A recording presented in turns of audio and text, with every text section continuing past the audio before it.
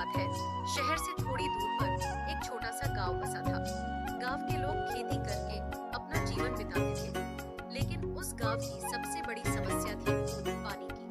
वहाँ ना तो कोई नदी थी और न ही आसपास में कोई कुआं था, जिस वजह से उस गांव के किसानों को बारिश के पानी पर निर्भर रहना पड़ता था। जब वर्षा होती थी, तब किसानों के खेतों की सिंचाई होती थी। उस गांव में रामलाल नाम का एक किसान रहता था। उसके घर में उसकी पत्नी और 2 बच्चे रहते थे। रामलाल बहुत ही मेहनती किसान था।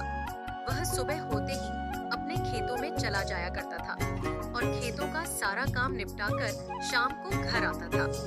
रामलाल की मेहनत की वजह से उसकी फसल बहुत अच्छी हुआ करती थी और अच्छी फसल होने के कारण उसकी फसल बहुत अच्छे लागत पर बिक्री हो जाता था। रेखा, मैं खेतों पर जा रहा हूँ, वहाँ पर खा लूंगा। मेरा खाना बांध। हाँ जी, मैंने आपका खाना पहले से ही बांध कर रखा है। यह लीजिए आपका खाना, और शाम को आते वक्त जरा बनिए की दुकान से राशन लेते आना। ठीक है, मैं ले आऊंगा। रामलाल अपने खेतों पर चला जाता है और खूब मेहनत से काम करता है। फिर थोड़ा थक जाने के बाद वह एक पेड़ के नीचे बैठकर खाना खाता है और थोड़ी देर आराम करता है। तभी रामलाल की आंख लग जाती है और वह एक सपना देखता है। इस बार उसके गांव में वर्षा नहीं हुई और सभी किसानों की फसल वर्षा नहीं होने के कारण उपज नहीं पाई। उस सपने से रामलाल की आंखें खुल जाती हैं। हे भगवान, मैं यह सपना देख रहा था, यह कैसा सपना था? अगर वर्षा नहीं हुई तो मेरी तो सारी फसल बर्बाद हो जाएगी। नहीं नहीं, ऐसा नहीं हो सकता। हर साल तो वर्षा होती ही है, इस साल भी जरूर वर्षा होगी। ये मेरा बस सपना ही है। ऐसा सोचकर रामलाल अपने घर जाने लगता है। तभी वह देखता है कि कुछ लोग आपस में बातें कर रहे थे। मैंने सुना है इस बार कुछ गांव में बारिश नहीं होगी, जिसमें हमारा महमदपुर का भी नाम आता है। टीवी पर न्यूज में दिखा रहा था। कुछ गांव में वर्षा नहीं होगी, यह तुम कैसे बात कर रहे हो रामू भाई? अगर वर्षा नहीं हुई तो हमारे खेतों में फसल कैसे लगेगी? और अगर फसल नहीं लगेगी तो हम खाएंगे क्या? क्या कहें भाई, अब तो लगता है भगवान का ही सहारा है। अब तो वही सहारा है, वही हमारे लिए कुछ कर सकता है। भला हम गरीब किसान क्या कर सकते हैं इसमें? हमारे गांव के आसपास तो कोई कुआं या तालाब भी नहीं है जिसे हम अपने खेतों की सिंचाई कर सके। हम तो केवल वर्षा के पानी पर ही निर्भर हैं। वर्षा होती है तभी तो हमारे खेतों की सिंचाई होती है, जिससे खेतों में अच्छी फसल आती है। अगर वर्षा ही नहीं होगी तो सिंचाई कहां से होगी और फसल कहां से आएगी? हे भगवान, इसका मतलब मेरा सपना सच था। अगर बारिश ही नहीं होगी तो फसल कहाँ से आएगी? ऐसा नहीं हो सकता। मुझे कुछ ना कुछ तो करना ही होगा। अगर फसल ही नहीं आएगी तो हम खाएंगे क्या? बस एक फसल ही तो हमारा सहारा है, जिससे हमारा जीवन व्यापन होता है। पर अगर वही नहीं उपजी तो उसके अलावा हमारे पास कुछ भी नहीं है, खेती के अलावा। नहीं, मुझे कुछ ना कुछ उपाय तो सोचना ही होगा। ऐसा कहते हुए रामलाल घर को चला जाता है। रेखा, गांव के लोगों का कहना है इस बार बारिश नहीं होगी। अगर ऐसा हुआ तो हमारी फसल तो उपज ही नहीं पाएगी, और फसल नहीं उपजेगी तो हम खाएंगे क्या? ओ जी, ये तो बहुत बड़ी समस्या है। अब हम क्या करेंगे? वही तो मैं सोच रहा हूँ, कुछ ना कुछ तो करना ही पड़ेगा। हाँ ठीक है, पहले आप खाना खा लीजिए, हम कुछ ना कुछ सोच लेंगे। लेकिन रामलाल मानो जैसे नींद ही उड़ गई थी। सारी रात वह यही सोचता रहता है।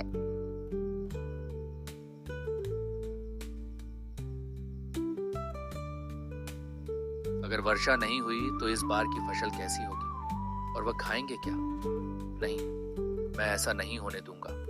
मेरी फसल बर्बाद नहीं होगी। मैं जरूर फसल लगाऊंगा, और वर्षा नहीं हुई तो क्या हुआ? मैं कुछ ना कुछ उपाय तो निकाल ही लूंगा। रामलाल ऐसा सोच ही रहा था। तभी रामलाल का ध्यान रामू की बातों पर जाता है।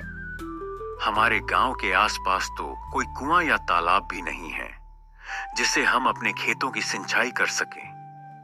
हम तो केवल बारिश के पानी पर ही निर्भर हैं। वर्षा होती है तभी तो हमारे खेतों की सिंचाई होती है। हाँ, यही सही रहेगा। मुझे गांव के कुछ और लोगों की भी सहायता चाहिए होगी। अगर वो लोग मेरी मदद करेंगे तो ये काम जरूर सफल रहेगा। लेकिन सबसे पहले मुझे गांव के सरपंच जी से बात करनी होगी। हाँ, तो तय रहा। सुबह होते ही सबसे पहले मैं सरपंच जी के घर जाऊंगा और वहां उनसे बात करूंगा।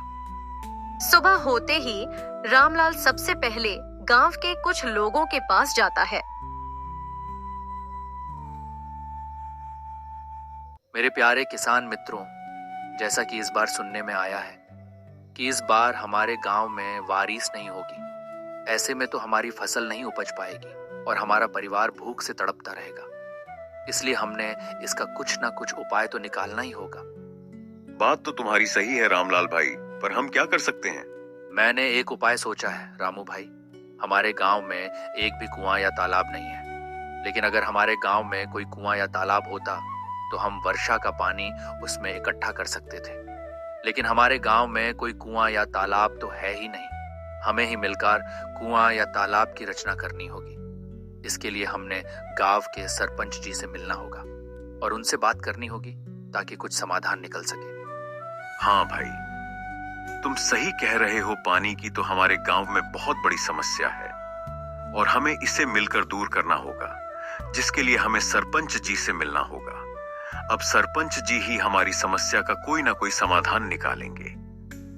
इस तरह गांव के सारे किसान आपस में बात कर मिलकर सरपंच जी के पास अपनी समस्या के समाधान के लिए जाते हैं और अपना विचार सरपंच जी के सामने रखते हैं।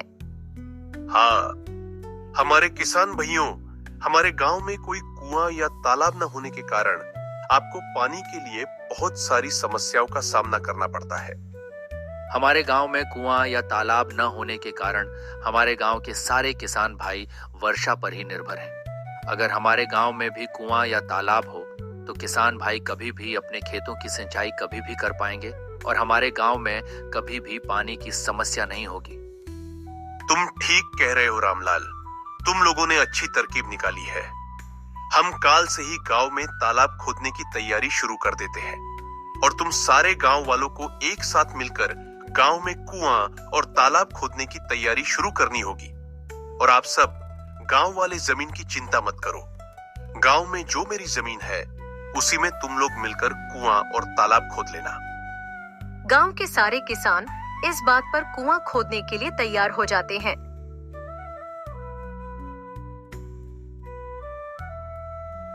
और अगले दिन से ही गांव में कुआं खोदने का काम शुरू हो जाता है। गांव वालों की लगातार मेहनत के बाद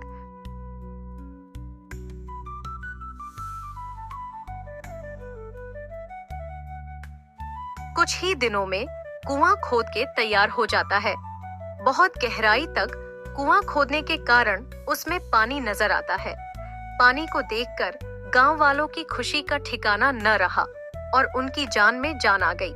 सभी किसान गांव के सरपंच जी को इस बात की जानकारी देते हैं कि कुएं में पानी दिखाई देने लगा है। वाह, मेरे किसान भाइयों, तुमने तो कमाल ही कर दिया। नामुमकिन को मुमकिन बना दिया। मुझे तुम पर गर्व है। अगर हम एकजुट होकर हर काम निकालेंगे तो हर मुश्किल का समाधान निकल जाएगा। आखिर तुम किसान भाइयों ने मिलकर हमारे गांव में कुएं खोद ही लिया और पानी की समस्या को दूर कर दिया। अब तुम सारे किसान भाई मिलकर बारी बारी अपने खेतों की सिंचाई करना। इससे तुम्हारे खेतों की फसल की अच्छी से सिंचाई हो जाया करेगी और कभी भी हमारे गांव में सूखा नहीं पड़ेगा। और कुएं पास में होने के कारण लोग इसी में से पीने का पानी भर लिया करेगी।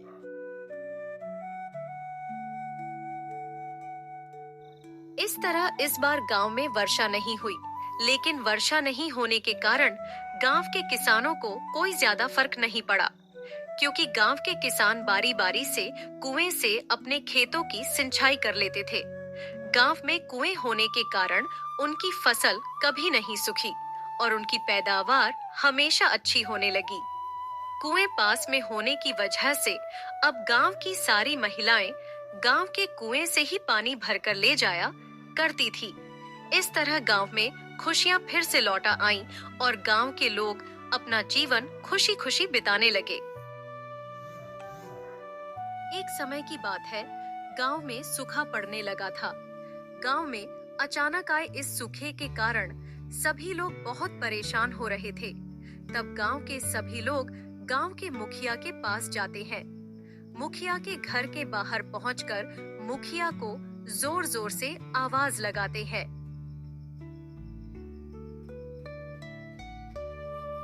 मुखिया जी, ओ मुखिया जी, घर पर हो क्या? हाँ, घर पर ही हूँ। बोलो क्या हुआ? अचानक पूरी मंडली लेकर यहाँ कैसे आना हुआ?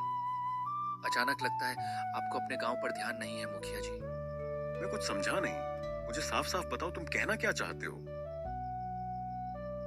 मुखिया जी, हम गांव में आए सूखे को लेकर बहुत परेशान हैं। उसी सिलसिले में आपसे बात करना चाहते हैं।